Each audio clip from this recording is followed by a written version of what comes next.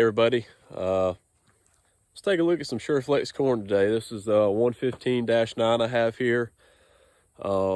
This is the top part of the field. I've got it spread all out in a bunch of different fields, but this is the first planted, and this is the farthest corn that I have along. So I'll flip you around, let's take a check. All right, here we are, top of this field of the 115-9. I just came out here. I come out here every day, but I just flew the drone up, pretty startled by what I see in the middle of this field. There's a small spot, maybe the size of 2 pickup trucks of just destruction of hogs. But anyways, I think that's a good size ear. Up here with the 115, oh, sorry. I think this is before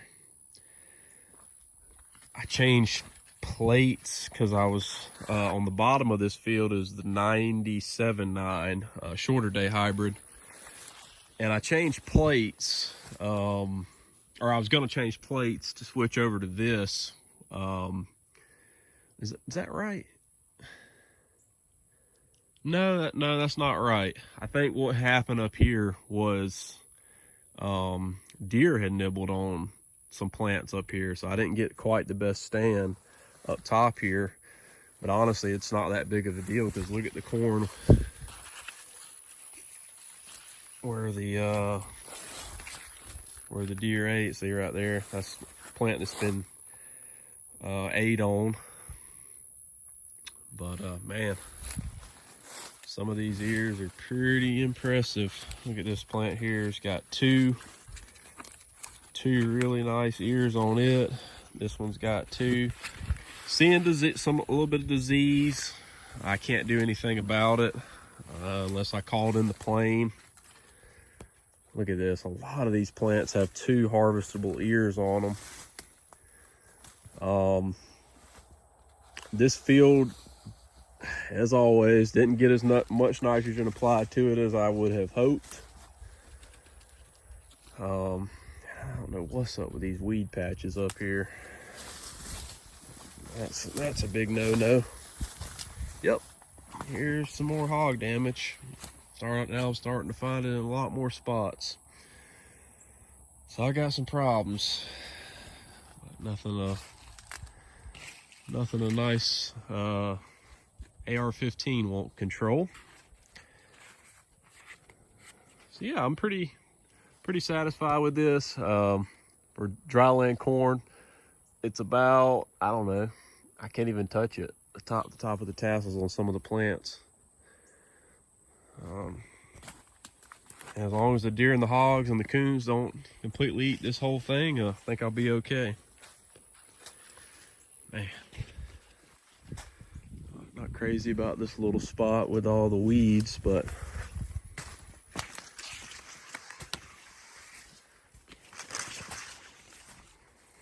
I try to plant at 20,000 population here on dry land in Georgia. And if you have anything final, oh boy, that's a big one. If you have anything over 18,000 population, excuse me, that's where you want to be. Definitely the 115 yielded better, or it looks better than the 97.9, but I knew that could be a problem because of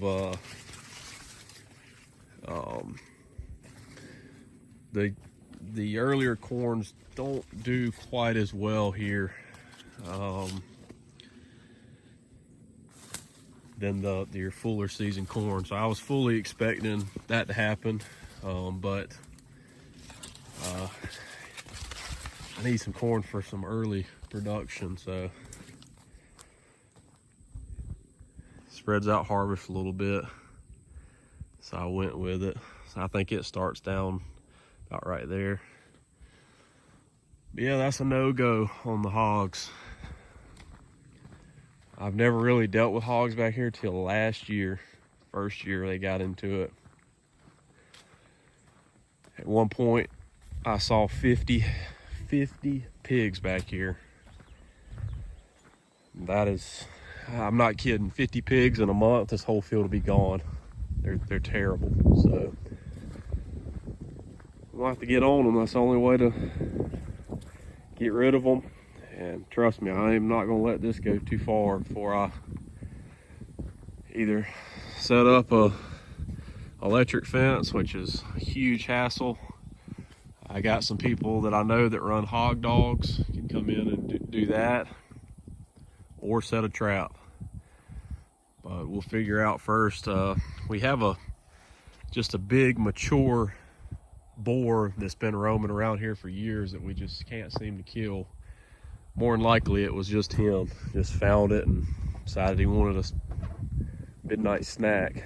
But you know, last year when I seen that boar, he was every bit of 5, maybe 600 pounds. So a snack for a pig that big is a lot. So yeah, let's see what we can get. See if we can get him. All right, guys. I know it's dark, but about to head out here to the field and see if we can't kill these hogs. Super aggravating, but if I don't do anything about it, they're going to take that whole field.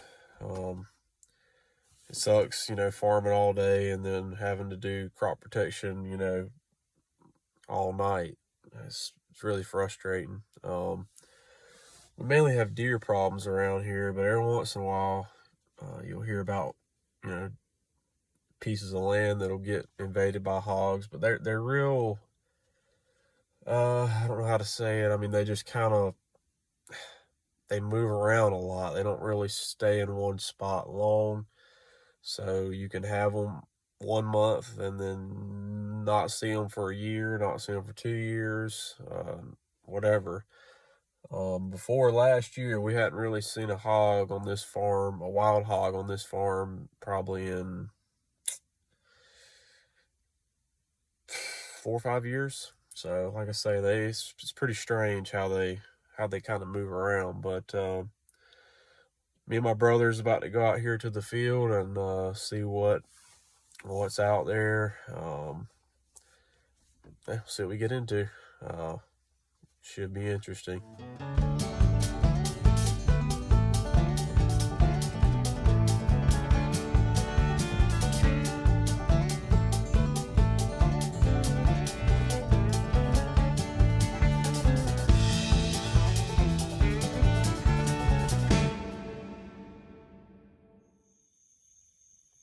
All right, we just got done hunting.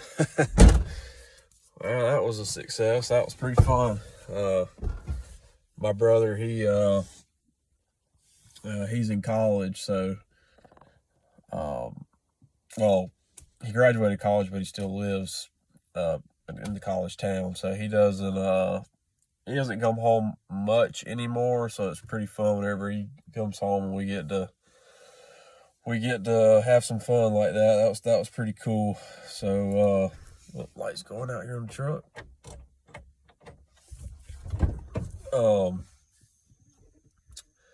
So yeah, we ended up killing 2, one boar and a small sow. Boar was actually pretty good size. So I didn't get any footage. We're using night vision, so I guess I could pull some off of the night vision, but we mainly just use this to kind of figure out where they are without shining lights, you know, because it'll kind of spook them. But honestly, it didn't matter tonight. We walked back there. It's basically, I don't know, we probably drove 300-400 yards from the farm down back to the field, and then probably walked another couple hundred yards to get to the field. So, you know, literally from the farm, it's right here. It's behind some pine trees. And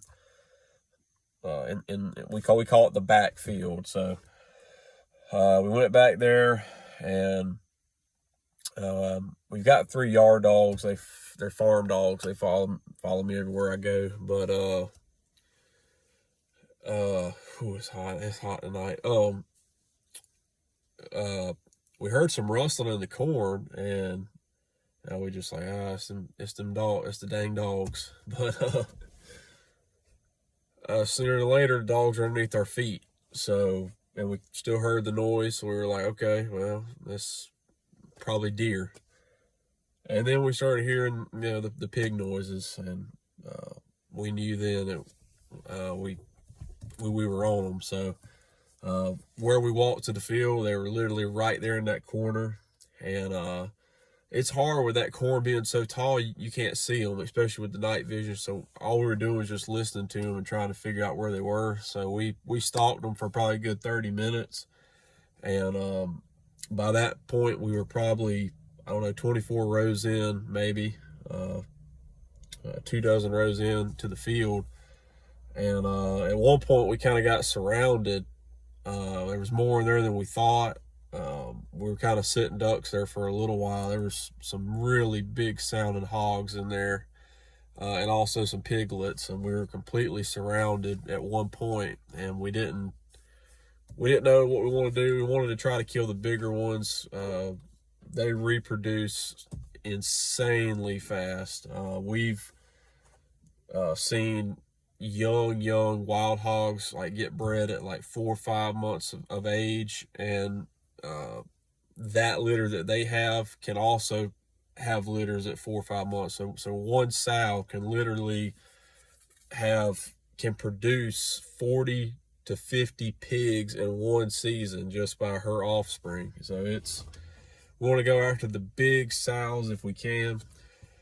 So we were kind of just sitting ducks, trying to figure out what we were going to do.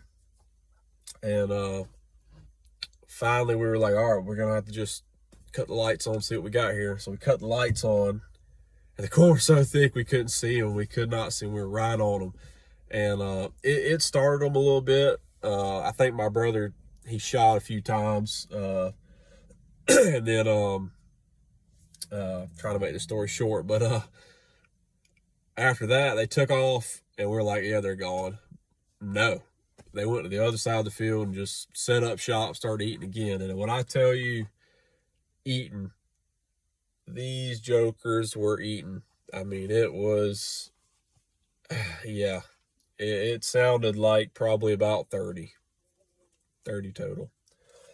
And you just hear cobs getting ripped down, and oh boy, it's kind of hard to hear, all your work out there just getting ate up like that. So we walked to the top of the field, and we got on them again, got in the middle of them. Just shows how when they get to a food source like that, you can't hardly keep them out of it. They're not like deer. Deer just run off, get spooked. They didn't want to leave. So we were up top. We got into them again.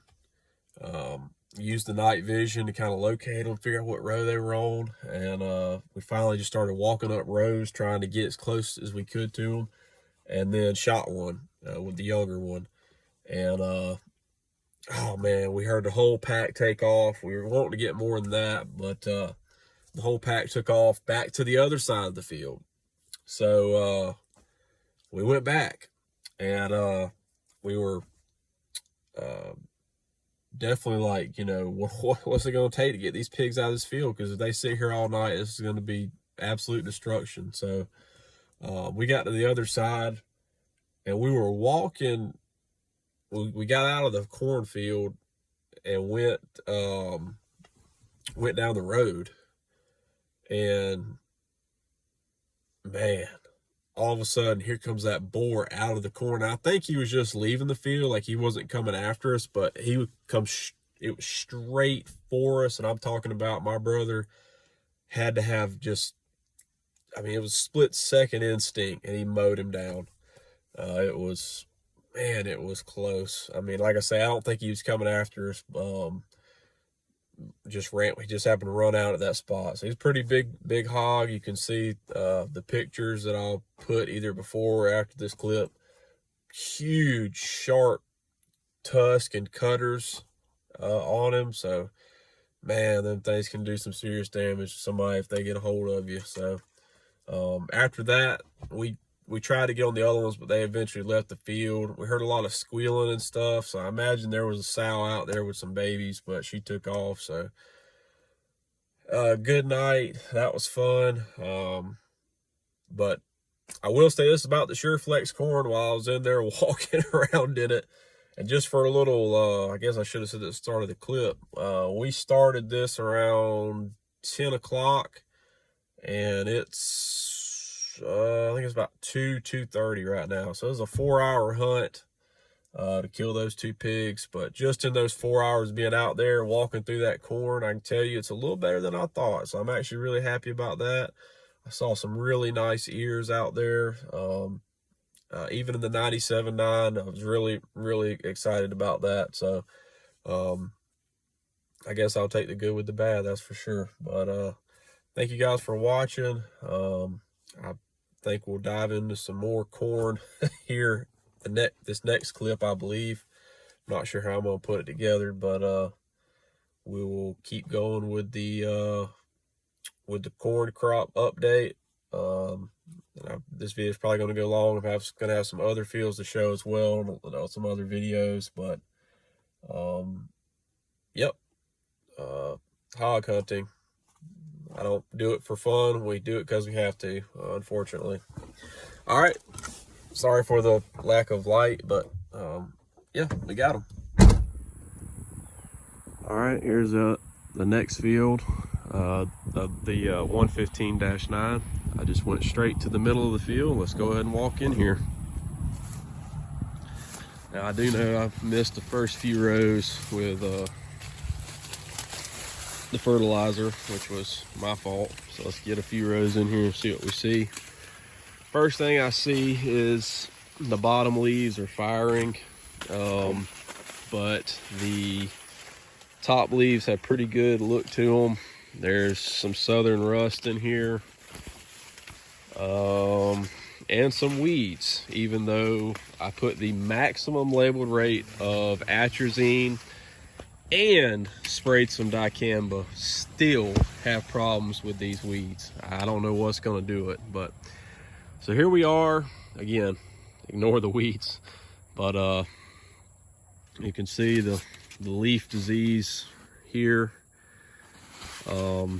which, I mean, southern rust is all across the south right now. But yeah, check out this.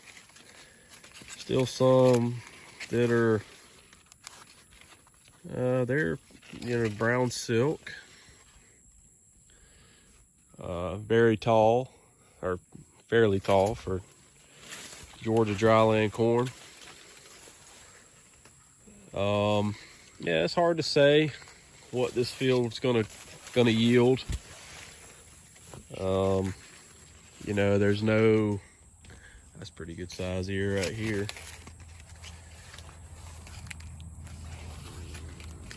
There's no telling really. And you can see though, like, I'm not too worried about these weeds, because you can see they're just long and they're trying to get sunlight, but shoot, they're waist tall. No morning glory in here though, that's good. I'm happy with this for the inputs that I have in it. I'm pretty happy with this.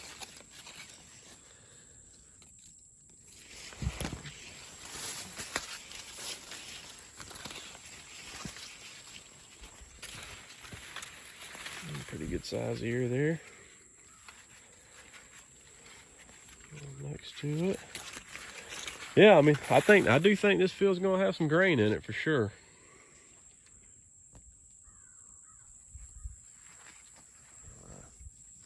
Plant date on this was mid-May, I believe, so pretty excited.